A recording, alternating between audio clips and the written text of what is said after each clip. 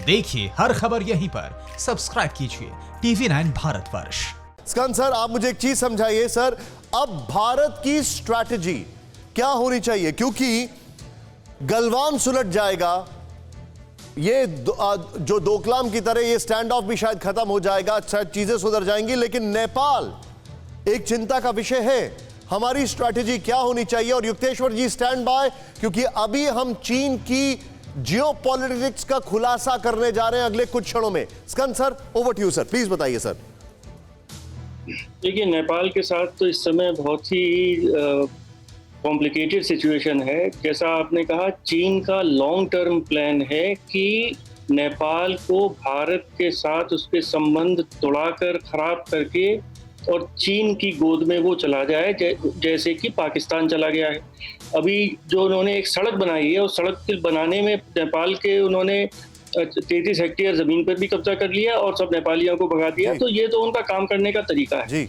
दूसरी चीज जो हमें समझ लेनी चाहिए कि इस समय वहाँ कम्युनिस्ट पार्टी का रूल है नेपाल में। केपी शर्मा ओली हो चाहे वो प्रचंड हो। और देखिए, हमें ये भी समझना चाहिए कि पिछले 50-60 साल में हमारी जो भी नीति रही है, हमने हमेशा नेपाली कांग्रेस को सपोर्ट किया है और वहाँ की कम्युनिस्ट पार्टी को दबाने की कोशिश की है। उनको हम गलत सही की बात में नहीं कर रहा। आपके दर्शकों को पता होना चाहिए कि रियलिटी क्या है। केपी शर्मा ओली हम कभी नहीं चाहते थे कि वो प्रधानमंत्री बने, पर वो डेमोक्रेटिकली इलेक्ट होके कम्युनिस्ट बन गए हैं। तो वो उनकी भारत के खिलाफ एक एनिमोसिटी पर्सनल है। और तीसरी चीज मैं कहना चाहूंगा, देखिए, आप नेपालियों से आप भी बात करते होंगे, मैं भी बहुत बात करता हूँ कि हमारी जो नीतियां हैं, देखिए, हमें समझना चाहिए कि हमारी क्यों हमारे पड़ोसी हमसे नाराज रहते हैं, क्यों श्रीलंकन हमसे नाराज रहते हैं। क्योंकि हमारी जो नीति है वो 30% वहाँ जो मधेसी हैं, जो बिहार और ईस्टर्न उत्तर प्रदेश के वासी हैं और वहाँ नेपाली सिटीजन हैं, हमारी नीतियां कहीं ना कहीं उनके इंटरेस्ट से प्रभावित है। और जो वहाँ पे 70% पहाड़ों में रहने वाला नेपाली है, काठमांडू वैली में रहने वाला नेपाली है, वो भारत को अपना दुश्मन समझता है। तो ये एक बहुत बड़ी संगीन समस्या है। इसको बहुत ठंडे दिमाग से सोचना होगा और अपनी तरफ से भी देखना होगा कि हमने आपसे थोड़ा सा आपको स्कंद सर, मैं आपको रोकूंगा। बख्शी साहब, मैंने देखा आप कुछ बोलना चाह रहे हैं, मैं आप सबके पास आ रहा हूं, लेकिन वेरी क्विकली यहां पर एक सिन्हा साहब आपके पास भी मैं आ रहा हूं और 100% आप सबके पास आ रहा हूं। तुरंत दिखाएं यहां पर एक ब्रेकिंग न्यूज। जापान ने चीन की तरफ मिसाइल तैनात की, बड़ी खबर। दूसरी खबर जो मेरे सामने आई है, वो दूसरी खबर यह है कि साउथ चाइना सी में अमेरिका के 2 एयरक्राफ्ट कैरियर तैनात। साउथ कोरिया के हवाई क्षेत्र में घुसा चीनी मिलिट्री प्लेन और चीन और साउथ कोरिया में तनाव बढ़ा। यह इस वक्त की सबसे बड़ी खबर मैं आपके सामने आ रहा हूं और क्विकली देखिए, मैं आपको बता रहा हूं ये चीन के जो कुकर्म है कहां कहां फैले हुए हैं। सीधे मैं आपको लेकर आऊंगा यहां बिग वॉल पर और मैं सभी गेस्ट के पास वेरी क्विकली 30 सेकंड जीत जाऊंगा। यहां पर जरा दिखाइए, इसको देखिए आप। ईस्ट चाइना सी में जापान ने मिसाइल चीन की तरफ तैनात की। अमेरिकी मिसाइल है, यह बताना जरूरी है। दूसरा, जापान के एयरक्राफ्ट ने चीनी पनडुब्बी को खदेड़ा। देख रहे हैं आप चीन के कितने फ्रंट खुले हुए हैं। जापान के द्वीप पर चीन के दावे के बाद तनाव बढ़ता जा रहा है, यानी कि चीन ने वहां पर भी पंगा छेड़ रखा है। ताइवान की खाड़ी और साउथ चाइना सी में अमेरिका के 2 एयरक्राफ्ट तैनात हैं। आगे देखिए अब एक और चीज, चीन का Y9 एयरक्राफ्ट साउथ कोरिया के हवाई क्षेत्र में घुसा। इतने इत्तेफाक हो गए, इत्तेफाक भी इतने इत्तेफाक नहीं होते।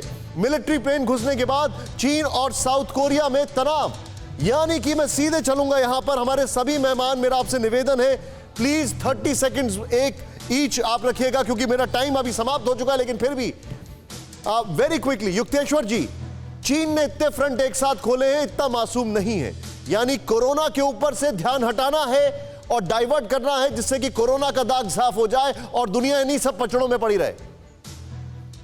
बिल्कुल, क्योंकि चीन का जो है सो 14 जो उसके नेबरिंग कंट्री है, उसमें उसके सब नेबरिंग कंट्री से उसका समस्या रहा है, चाहे वो साउथ कोरिया और इधर रशिया हो, इंडिया हो, इधर ताइवान हो, तिब्बत हो। वैसे इन लोगों को तो तिब्बत का तो उसने एनेक्सेशन कर लिया, तो सब काफी अपने साउथ चाइना सी में फिलीपींस हो, उसका सब देशों के साथ में उसके प्रॉब्लम रहा है। ये टैक्टिक्स है ना सर, डाइवर्जन टैक्टिक्स है। बिल्कुल, ठीक है, क्योंकि वो जल सिन्हा और जल Bakshi starting with you sir. ये चीन की डाइवर्जन टैक्टिक्स क्या पूरी दुनिया समझ रही है? Will they come together?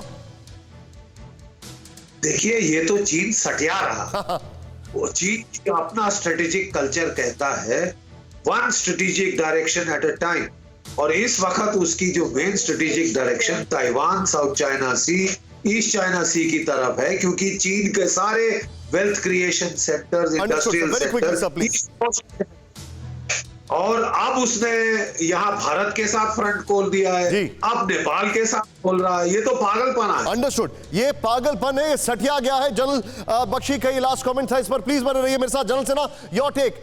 हम ग्लोबल अलायंस बना सकते हैं कि नहीं, जैसे माइक पॉम्पियो ने कहा था? ग्लोबल अलायंस तो बन चुका है निशांत जी। देखिए, जो चीन है वो आपने कहा कि कोरोना से ध्यान नहीं, वो कोरोना के समय के फायदे उठाने के लिए कर रहा है। उसने ये सोचा कि कोरोना में सब बिजी होंगे तो मैं अपने मिलिट्री ऑब्जेक्टिव्स को पूरा करूं, और स्ट्रेटेजिक गोल करके, क्या बड़ी बात की, गोल निकाल करके हम जो एक विश्व में एक उभर से शक्ति आ जाए। कोरोना में अमेरिका के अंदर भी अंदरूनी भी जा सकता है। Point noted. Skand sir, your take, Bharat को क्या करना चाहिए? Last comment sir.